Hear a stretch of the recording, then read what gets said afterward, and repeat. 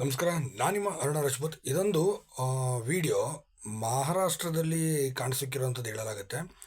ಇಲ್ಲೊಂದು ಹಾಸ್ಟೆಲ್ನಲ್ಲಿ ಒಬ್ಬ ಸೆಕ್ಯೂರಿಟಿ ಇರ್ತಾನೆ. ಇದೊಂದು ಬಾಯ್ಸ್ ಹಾಸ್ಟೆಲ್ ಗರ್ಲ್ಸ್ ಹಾಸ್ಟೆಲ್ ಅದ್ರ ಬಗ್ಗೆ ಮಾಹಿತಿ ಇಲ್ಲ. ಒಟ್ಟಿಗೆ ಹಾಸ್ಟೆಲ್ ಅಂತ ಹೇಳಿದ್ದಾರೆ.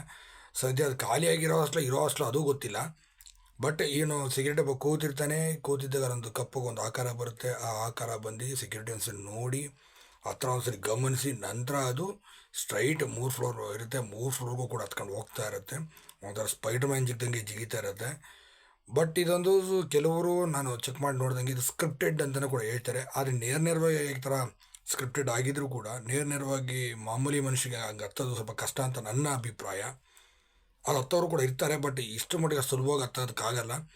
ಅದು ಆಕಾರ ಕಂಪ್ಲೀಟಾಗಿ ಅದು ಕಪ್ಪಗಿರೋದ್ರಿಂದ ಮತ್ತು ಅದು ಬಂದಿರೋ ಟೈಮಿಂಗು ಕೂಡ ಪೂರ್ತಿ ಕತ್ಲೆ ಇರೋದ್ರಿಂದ ಇದು ರಿಯಲ್ ವಿಡಿಯೋ ಅಂತಲೇ ಹೇಳ್ಬೋದು. ಯಾಕೆಂದರೆ ಈ ವಿಡಿಯೋ ಕ್ಯಾಪ್ಚರ್ ಆಗಿದ್ದು ಮುಂದ್ಗಡೆ ಅಂತ CCTV ಫುಟೇಜಲ್ಲಿ ಕ್ಯಾಪ್ಚರ್ ಆಗಿದ್ದರಿಂದ ಇದೊಂದು ರಿಯಲ್ ದೆವ್ವ ಅಂತ ನಾನು ಅಂದ್ಕೊಂಡಿದ್ದೀನಿ.